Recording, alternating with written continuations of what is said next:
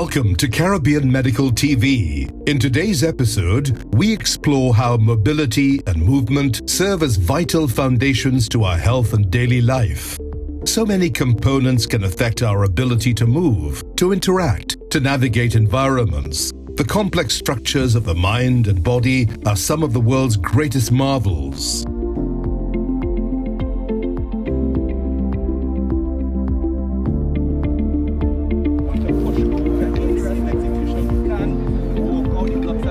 Hi, I'm Jehue Gordon, World Junior and World Senior Champion over 400-meter hurdles and two-time Olympian. And you're watching Caribbean Medical TV. As an athlete, orthopedic health is very important.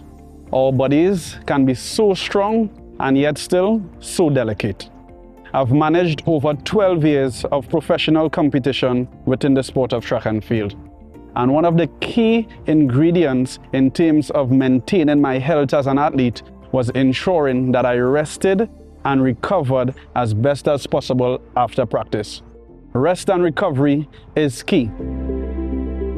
It requires a lot of intense, long, arduous training schedules. Sometimes waking up as early as 4:35 to beat the robust traffic that is going to be taking place. We know the smoke that is going to be exerted from some of the vehicles. It is not something that we want to entail, so we try to get it in before the traffic starts piling up. We're going to go home, have a nice recovery session, and then come back for training just in the afternoon session. And the difficult part now, obviously, after you put in some of that long, hard type system of training, then our body just cracks after a while. How do we recover from that cracking? Stay tuned and you'll find out. From a child learning to walk to athletes competing on the global stage, beneath it, all our bones, muscles, and tendons form the framework of total orthopedic health. This is Mr. Anatole Wiik, orthopedic surgeon in Antigua and Barbuda, and you're watching Caribbean Medical TV. An orthopedic doctor or an orthopedic surgeon is largely a bone and joint surgeon. They deal with the musculoskeletal system. It encompasses things such as trauma, which is our emergencies. And then we have the other end of the spectrum, which is going to be the elective practice, which is dealing with things like arthritis, wear and tear conditions, and other things that are associated with aging. The common things I see in my practice, I'm a hip and knee surgeon largely, but I do a variety of other things in Antigua.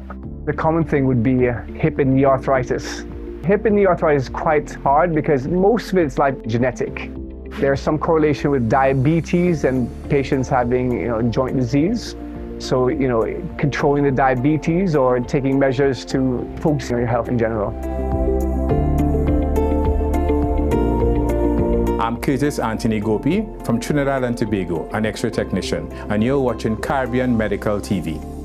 Lately, we are getting a lot of requests over the last couple of years for bone density. It has to do with the strength of the bone. And when a woman goes through menopause, the hormones that is needed to produce this continuous strengthening in bones, the calcium that is needed and so, is not produced as before. Men tend to think, only women need to see about that. That is not true also, because we are all aging and therefore the capacity of brittle bones come into play. It happens more with the woman, as I said, after menopause, but definitely we get requests from men. A man is, say, 50, 60 years old. It's important that you do a baseline test. You come in, make sure the bones are still strong, and men bones are normally stronger. They're much more dense. But the fact is, when a man reaches 65, you want to know when you're 70 years old, your bones are still strong. And now a question from our viewers. What does osteoarthritis mean, and how does that affect one's health? I am Dr. Sergiy Adonin, an orthopedic surgeon, and we are watching Caribbean Medical TV. Osteoarthritis is disease of the joint. Inflammation is there, but mostly it's wear and tear. The most important reason is mechanical.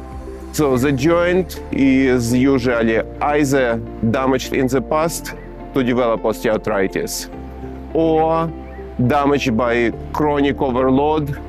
Maybe the joint is not aligned properly. For example, maybe the knee is not straight, but the knee is bowed, and that underload half of the knee and overload second half of the knee, causing wear eventually. Or another reason is excessive weight. When your weight is above normal, your joints get more than normal pressure, and as a result, they get worn earlier. And of course, in 21st century, obesity is a major problem. And if you're big and heavy, you put more weight on your knee every day of your life and every minute of your life, and every time you step and try to jog, you slightly damage the knee.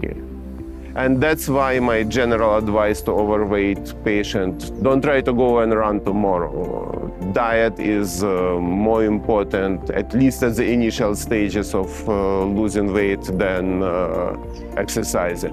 When you start exercising, it will be less load on the knee because you are not as heavy as you used to be. Thank you, Dr. Adonin. Now, let's head poolside with aquatic therapist Ian Levia, who shares insights on patients who have undergone orthopedic surgery and what the road ahead could possibly look like. So to put it in a nutshell, whether you have an injury, something that could be very acute, or it could be something that's chronic, or you have the aging issues, as arthritis, whether it be osteoarthritis, rheumatoid arthritis, there are cases where persons would be degenerated to the point that they need hip replacements, knee replacements, and so on. So there is a process. Let's look at it from the point of view of if you needed a hip replacement. If physician will do a surgery and the hip would be replaced, the physiotherapist will step in immediately after surgery and start having that person move. After about 6 weeks of healing, that person has a certain range of motion. Now that range of motion, mobility, the flexibility, the strengthening needs to be taken further, and that's where the aquatic therapist comes in. So we work in tandem with the physician, the physical therapist or physiotherapist, and then we have the hydrotherapist, which comes in to take the patient or the client to the next step. It's about range of motion. As we get older, strength becomes a very important part of our development. If we aren't impacting or we aren't working on resistance, the chances of staving off osteoporosis or even reversing it is very limited. So we can do that in the water. Just think about it. The water is an awesome medium. Thank you for sharing the importance of using the tools available to maintain and build useful practices in the long term. At times, there are other factors that could affect our general orthopedic health that are not always the most obvious, as Dr. Browne-Caesar from St. Vincent and the Grenadines explains. What happens in kidney disease? Because of the impairment that occurs, in younger persons, this affects their bone health or their bone age and puts them at risk during their growth spurt if this is not adequately managed. So you might see a 10-year-old on dialysis start walking with a limp, or you see a change in the facial structure at that point. That's at that young age. In older persons, how does this manifest? These persons can get what we call pathological fractures, meaning if I hit my hand, my bone shouldn't break, but it can in kidney disease. We've had patients sneeze and break ribs. The risk that we run, particularly with our elderly patients or our older patients, is if they adhere sometimes very strictly to the diet, you find they could lose significant amounts of weight and become malnourished, and that increases their mortality risk. So it's really a balancing act that we have to play. If the patient has, when we look at your labs every 3 months or so, if your phosphorus is sort of remaining normal, we could be a bit more lenient. But if the patient has high phosphorus levels all the time, that of course changes what we do. And there also is medication that we use to try to bind to the phosphorus in the food, so your phosphorus levels aren't so high. And the reason it's important is because if phosphorus levels are high, you have levels that are high of something called your parathyroid hormone. And if your parathyroid hormone levels are high, what that triggers is calcium being pulled from your bones, so you develop weak bones, weak teeth, so you have fractures in patients with dialysis and a series of things, bone pain, the deformities that you perhaps may not see if you don't work with dialysis patients, but you'll find dialysis patients, even more so than the general population, lose inches over a very short period of time because of this mineral bone disease, which is a very complex thing, I think, even for nephrologists to manage, but a major factor in the Caribbean. Be sure to like and subscribe to our channel on YouTube for more episodes and behind the scenes. Stay tuned to Caribbean Medical TV.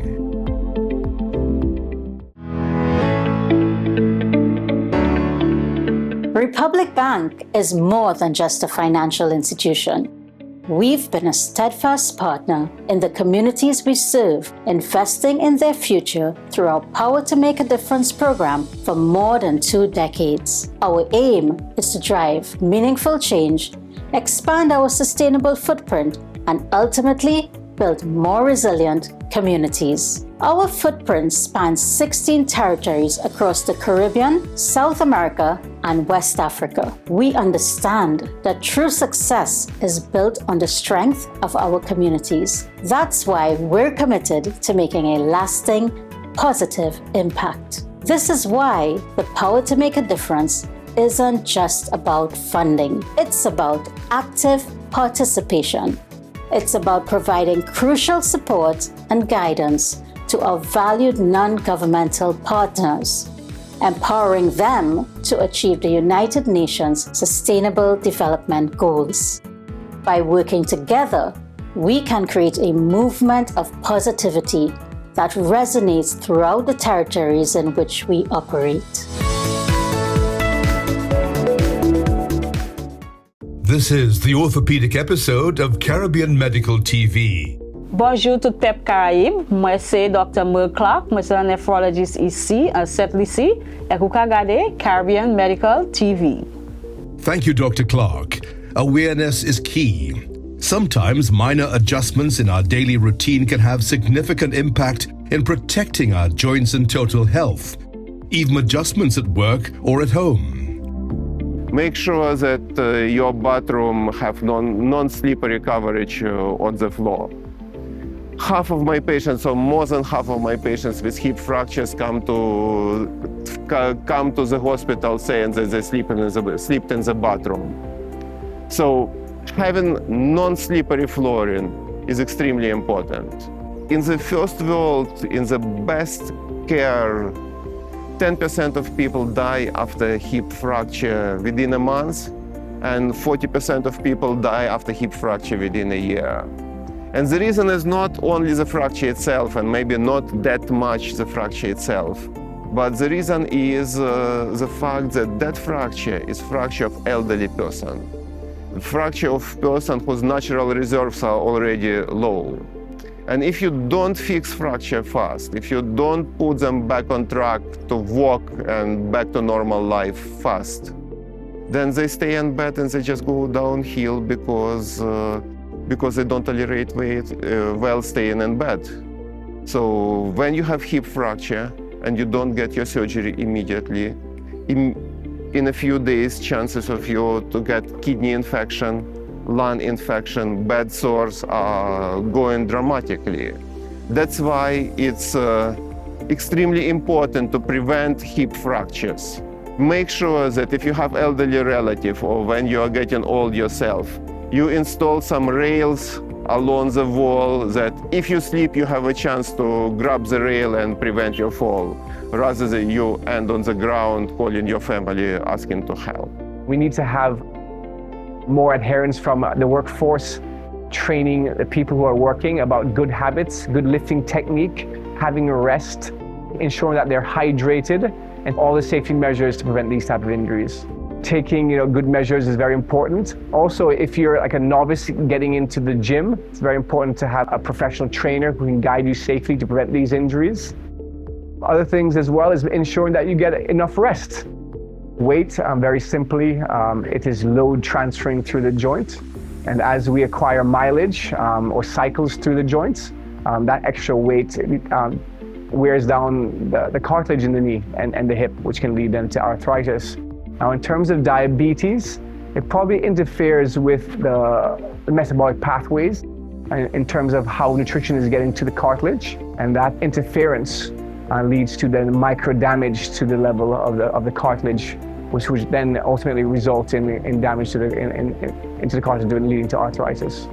As an orthopedic surgeon, I think all the macronutrients that we require can be taken in our diet. When I was living in England for the past 12 years, because we didn't have much sunlight there, I did take a once daily vitamin D tablet, and I think that's very important for bone health. But because we have that luxury in the Caribbean of all that sunlight, we have an over quantity of it available to us. There are various connections when it comes to diet, diabetes and bone health. It is a critical part of the equation, and one we further explore with registered dietitian Samantha Moitt. As a dietitian, I work with doctors, and when they refer a patient, more outside of the diagnosis, you also get a list of the medications. Now, this is important for a dietitian to know if there's any food-drug interactions that need to be considered when planning a meal. So, for instance, if someone is taking the blood thinner warfarin, we know that they have to be careful with vitamin K. That's a red flag. So yes, I have to make sure this person isn't having a lot of greens, or a lot of fatty fish, that sort of thing. So it's very important. If you are dealing with a diabetic and they're on insulin, you have to talk about the timing of meals, okay, and how it matches the insulin, and also the number of carbohydrates they need to match the insulin, because if it's too little carbohydrates compared to the insulin, their blood sugars will drop. So it's a very key component, and we have to work hand in hand together with that information. If I have mild diabetes, lifestyle changes may all that is needed, but the lifestyle changes need to continue for the rest of your life, else you will fall into a diabetes that's going to need medication to help, okay? So yes, you can diet, you can exercise, or you can change the way that you eat. I don't like the word diet. You can change the way that you eat to be more healthy, because diet suggests that it's something that you're doing for a short period of time, that you're going to go back to how you're eating before. That's not what we need. We need you to change the way you look at food and your relationship with food. We need to change your activity level. If you're taking an herb to help you with all of these things, to help you with your weight loss, to help you manage your diabetes, that needs to be continued. You can't be done for 6 months and say, hey, my diabetes is under control now, so I can go back to eating my KFC or not being active like I've been being for the last 6 months. You can't go back. Though each system is unique, it's all connected. We do not live in isolation, whether it's through our eating habits, exercise, or environment. As we've seen, what we eat and NCDs can greatly impact our health in ways we may not expect. Stay tuned, and we'll be right back with more.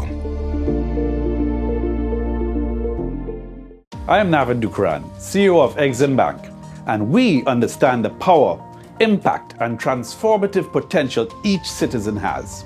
Our vision is to transform the domestic export environment and be the preferred trade finance service provider, creating value and making a difference in our national economy.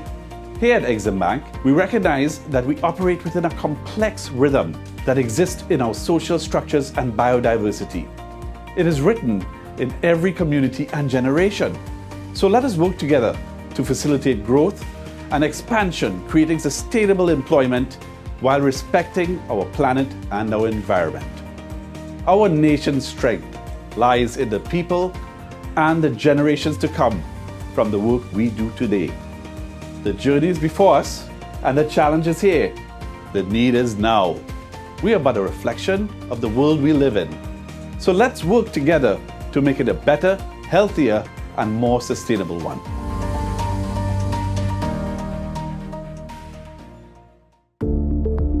Welcome back to the orthopedic episode on Caribbean Medical TV. Exercise is a vital part of maintaining healthy bones and muscles, but one must also exercise safely so as to prevent injury.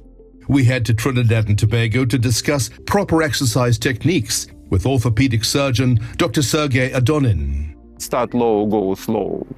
So don't do enthusiastically at the maximum of your abilities on day one. Think about what you can do, and for the first week, try not more than 50% of what your ability to do without overstressing yourself. And after that, If it goes well, do not increase your workload for more than 10% a week. And if you feel that you are at your extremes, maybe step down and don't continue exercising at extremes. Unfortunately, it's a common practice for me to see a man in their 50s with torn muscles because they feel good, they exercise, they feel like they're young, they go and do the same workload which they were doing 20 years ago, but the strength of the tissues is not the same like it was 20 years ago. One of the most common problems which I see in my practice would be tear of the biceps. And again, it's 40-50 age group. If you're exercising for general health, then probably longer, more repetitions, long exercise sessions, but with less intensity would be much safer from injury point of view than going and doing some burst of intense exercise. I believe whether you're an athlete or not, you should not be afraid of exercising. All right, exercising could come in many forms. Sometimes the mind, well, not sometimes, but all the times, the mind controls the body. The body could always feel weak, it could feel fragile, but the mind could tell the body, hey, I'm fresh, I'm ready, I'm recovered, and I'm ready to go again. Sometimes it could take participating in yoga, playing some ping pong or table tennis. You could go in the pool, you could do some nice recovery. At my stage now, a retired athlete, I tend to go to the pool sometimes because, you know, your joints just can't take the excessive pounding that it would have been able to endure while you were younger. For me, I'll just head to the pool. For those of you who can't, a little walk, some nice little activation in the living room. Just ensure that we maintain any muscles so that it does not degenerate as quickly as possible. That is why some persons in the 30s, they tend to have this overlapping belly. They don't exercise the abdominal muscles. And not just to pick on anybody with any big bellies, right? My belly actually getting a little big now. But it is really to say that exercising can be as easy as you would like it to be. I actually got involved in yoga about 12 years ago. And to be honest, I went to my first class because I was in pain. My back was in a mess. And after my first class, I just felt so much better. I knew there was something here for me. There was something golden. Over time, it really evolved into something more expansive for me, where now it's become a spiritual practice. We definitely do have our challenges, and it is hard to manage, but I would say that yoga is a practice that brings us squarely into the present moment. And you would notice none of us are immune from feeling anxious, from feeling fears. Our fears and anxieties do creep up on us sometimes, but when you are breathing, when you are mindful, when you're also moving, the science behind that is that the natural result is one of relaxation, calm, and presence. And when we are there, when we're actually living there, which we very rarely do, we are almost immune from those stresses of life. And it also equips us to deal with them in a more forthright way, in a more empowered way when we do step out into the world. Incorporate movement. Go out for a walk. Find out what works best for you. It has proven not to just help with movement, but allows for a degree of calm in the busyness of our everyday lives. Now, another question from our audience. What about those of us that have arthritis? How do we deal with that? Historically, when patients first came to the doctors and were told that they have arthritis, they were told to have a painkiller, have a knee brace, and you'll probably live with this. But as time went on, people thought that actually that wasn't a very good solution, and thought that a more simple fix would be replacing that joint. Now, traditionally or conventionally, that would be a total joint replacement. But as we have evolved, we've become a bit more assertive in our management. We're catching patients at an earlier stage. Our body's composition is 80% water. And by the end of the day, largely that's the point where we're most dehydrated.